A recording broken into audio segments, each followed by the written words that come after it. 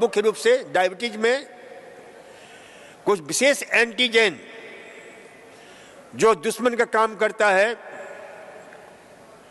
उसमें एक नाम है ह्यूमन ल्यूकोसाइट एंटीजन, दूसरा है इंसुलिन जो है cell antigen, insulin cell antibodies, दूसरा आपके ग्लूटामिक डीकार्बोक्सिलेज एंटीबॉडीज, ये उसका नाम है, जिसको गाडा। तो ये ध्यान रखो कि ये 5-6 हमने आपको बताया। छठा आपके जो है ये जो है एंटीबॉडीज की जांच होती है, पता चलता है कि भाई आपके कौन से एंटीबॉडीज आप पर प्रभावशाली है, कौन से एंटीजन आपके ऊपर प्रभावशाली है, और उसे जो है फिर चिन्हित करके उसे नियंत्रित करने का प्रयास किया जाता है। तो ध्यान रखना चाहिए इसमें जो मुख्य रूप से हमारा IgA हमारे शरीर का जो लिम्फोसाइट होते हैं, जो बहुत महत्वपूर्ण हैं, जो हमारे शरीर की सुरक्षा करते हैं, उनमें कुछ आपके जो है किलर जो लिम्फोसाइट्स होता है और रेगुलेटरी लिम्फोसाइट्स, बी लिम्फोसाइट्स, ये ज्यादा उग्र हो जाते हैं और ये अच्छे सेल्स को भी जो सपोर्टर हैं और जो किलर हैं, T lymphocytes, killer T lymphocytes and supporter T lymphocytes, तो ये जो है जो हमारे शरीर के लिए उपयोगी तंत्र है। जैसे इसमें क्या करता है कि पैंक्रियास का जो बीटा सेल्स है उसी को नष्ट करने लग जाता है। और ये क्यों होता है? जैसे अभी हमने बताया कि ये सैनिक हमारे शरीर में, आप इसी से समझ लीजिए कि हमारे शरीर में प्रतिक्षण 1.25 खरब सैनिक हमेशा चौकसी करते रहते हैं ताकि कोई बाहर के कीटाणु हमारे अंदर प्रवेश न करे। 1.25 खरब ल्यूकोसाइट्स हर पल हर क्षण जो है चौकदारी करते रहते। कोई भी कीटाणु अंदर जाता है वो अपने आप में सचेत होकर के जो किलर टी लिम्फोसाइट्स है उसको सूचित करके उसको नष्ट कर देते हैं, खत्म कर देते हैं, मार देते हैं। लेकिन हमारी गलत कारणों से, जैसे मैंने कहा कि कॉन्फेक्शनरी फूड दे दिया, प्रोसेस फूड दे दिया, फास्ट फूड दे दिया, उसमें जो केमिकल है, अब उन लोगों को, उन सैनिकों को यह सुहाता नहीं है, यह उनके लिए अच्छा भोजन नहीं है। उसके कारण ये लिम्फोसाइट्स क्या करते हैं? रिएक्ट करते हैं। बाहर से कोई एंटीजन जाता है, बाहर से कोई इस प्रकार के जो है एलर्जन जाता है, बाहर से कोई ऐसा केमिकल जाता है, तो उसे इंटरेक्शन करते हैं और इस सेलुलर इंटरेक्शन का परिणाम होता है कि वो हमारा अंग विशेष का जो सुरक्षा कर्मचारी है, जो सुरक्षा सैनिक है, वो उग्र हो जाता है क्योंकि वह उसके लिए उपयुक्त नहीं है, वह उसका अच्छी तरह से संभालने वाला भोजन नहीं है अब उग्र हो जाता है तो फिर जिसका काम सुरक्षा करना था वो हम ही को नष्ट करने लग जाता है।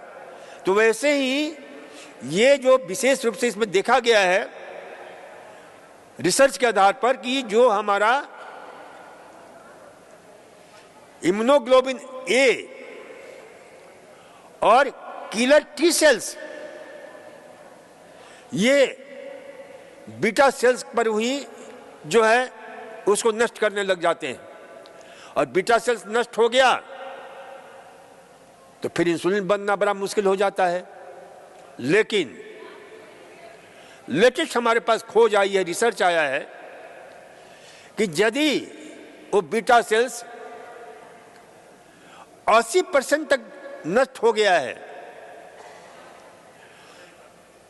तो यदि 80% तक हो गया तो मुश्किल होता है, लेकिन 80 से कम हुआ है तो संभावना होती है कि उन्हें पुनः सरवाइव करके रिजेनरेट किया जा सके।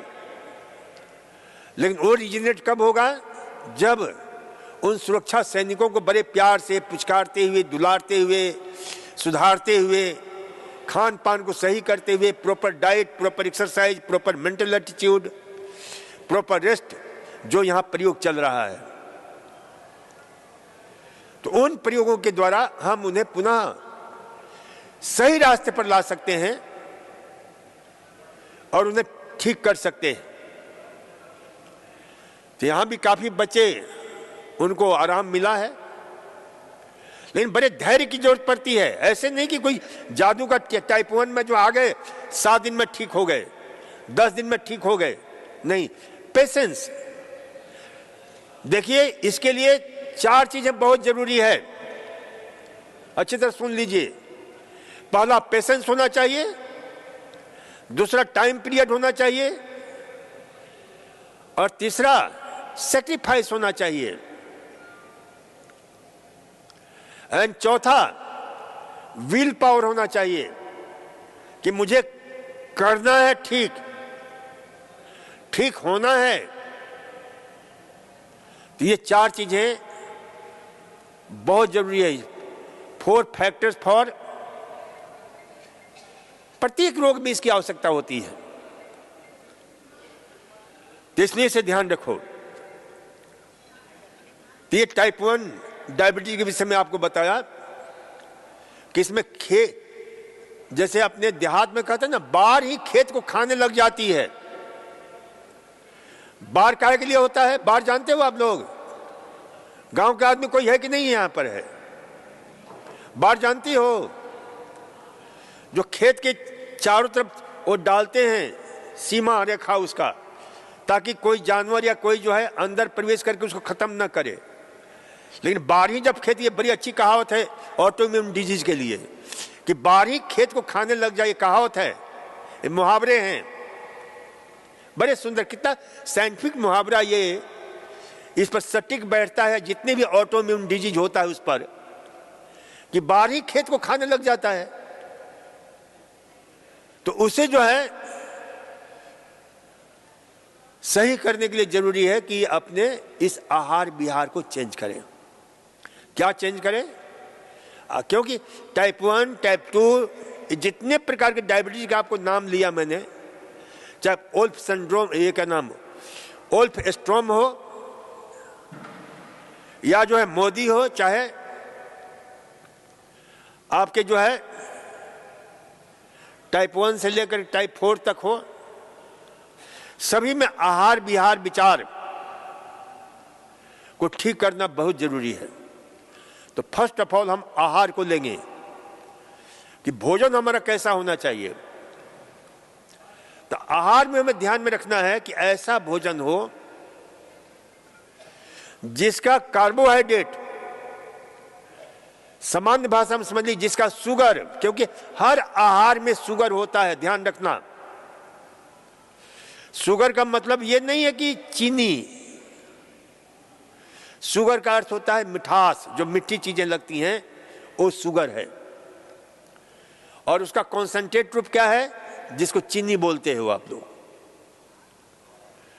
तो ये शुगर यानी कार्बोहाइड्रेट कोई ऐसा आहार नहीं है जिसमें नहीं होता हो। अब देखो जितने जानवर हैं, क्योंकि शक्ति चाहिए, ऊर्जा चाहिए। अब जंगल में जानवर रहते हैं, भैंसा रहता है, कितना शक्तिशाली है, शेर तक को जो है परास्त कर देता है। हाथी होता है, हाथी के पास किसी शेर को जाने की जो है मजाल नहीं है। ये सब गेंडा है, दरियाई घोड़ा है, कितने मजबूत होते हैं। ये कौन चीनी खाते हैं क्या? ये लोग वो घास खाते हैं और घास में उनको चीनी मिल जाता है। ध्यान रखना, मैंने कहा कि दुनिया का जितने भी चीज है सब में चीनी होता है, कार्बोहाइड्रेट होता है। ये आपको समझना चाहिए। तो लेकिन वो कार्बोहाइड्रेट ऐसा है जो शुगर को बढ़ाता नहीं है, बल्कि शुगर को नियंत्रित रखता है।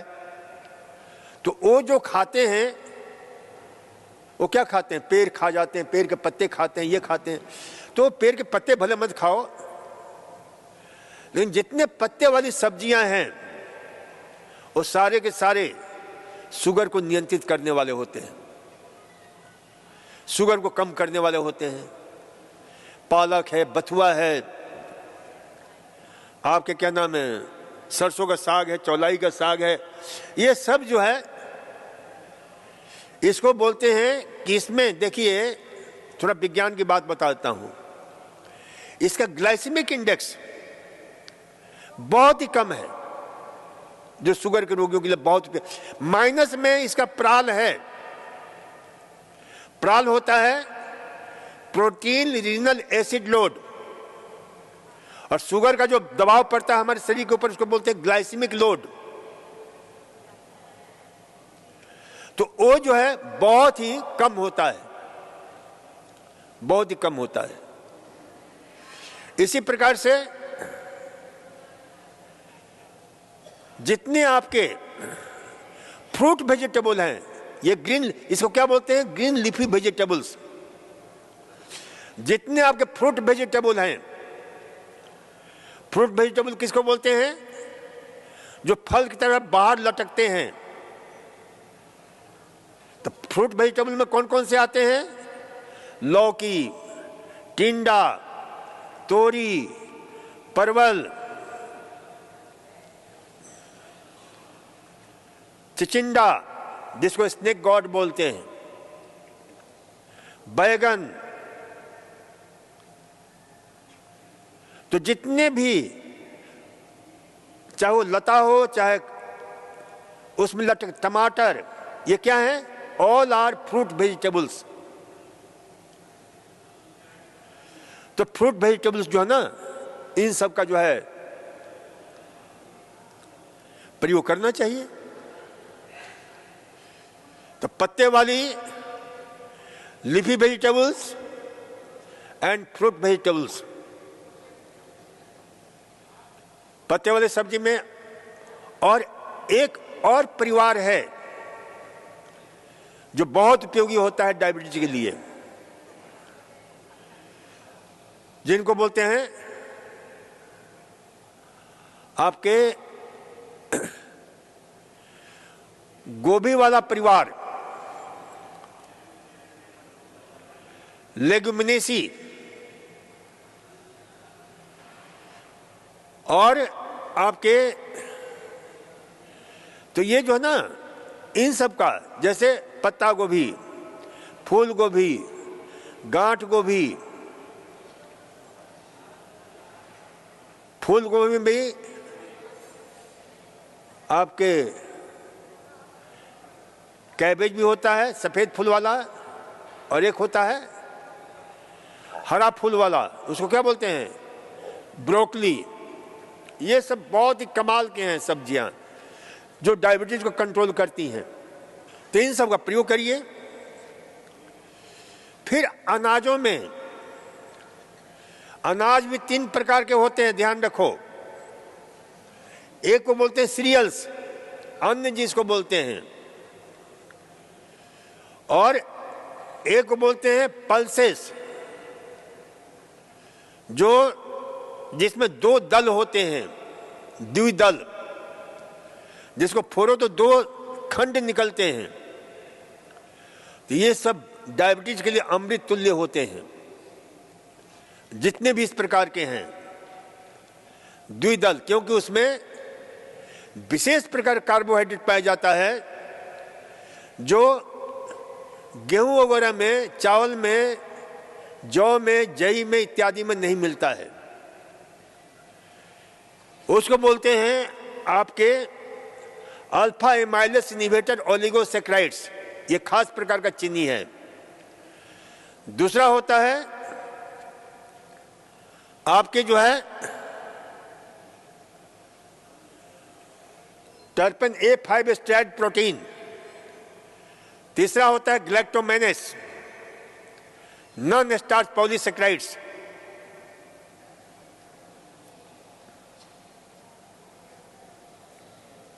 सारे डॉक्टर लोग, कौन कौन डॉक्टर है यहां पर, हाथ उठाना। तो ये चीजें जो है ना शुगर को क्या करते हैं, नियंत्रित करते हैं। शुगर को अच्छी तरह से जो है, तो इसलिए से ध्यान रखा करो। लेकिन यह भी ध्यान रखना है, अनाजों में सबसे बढ़िया अनाज है जो शुगर को नियंत्रित करने वाला है, वह है जौ, ज्वार, बाजरा, रागी और जई। जई का नाम सुना है कि नहीं सुना है? कौन कौन जई का नाम सुना है, जरा हाथ उठाना। जई को इंग्लिश में बोलते हैं, इंग्लिश वाले जानते होंगे, ओट बोलते हैं। क्या बोलते हैं? ओट मील। जई का आहार। अब जई पहले जो ना घोड़ों को खिलाया जाता था, घोड़े जो है मजबूत होते थे। आज जई जो है पूरा विश्व खा रहा है, क्योंकि बहुत ही सर्वोत्तम अनाज माना जाता है, क्योंकि उसमें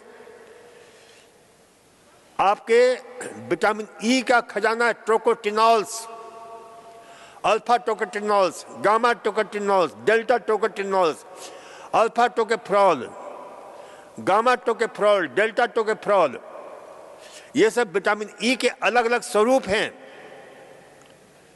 उसमें जो है और भी बहुत सारी चीजें मिलती हैं। ग्लूकेन, ये खास प्रकार फाइबर्स मिलता है जो शुगर को नियंत्रित करता है। तो इसलिए जो है ना इन आहारों को, इसीलिए हमने जो है, चलो आज इतना ही रहने देते हैं, कल हम फिर चर्चा करेंगे इस पर।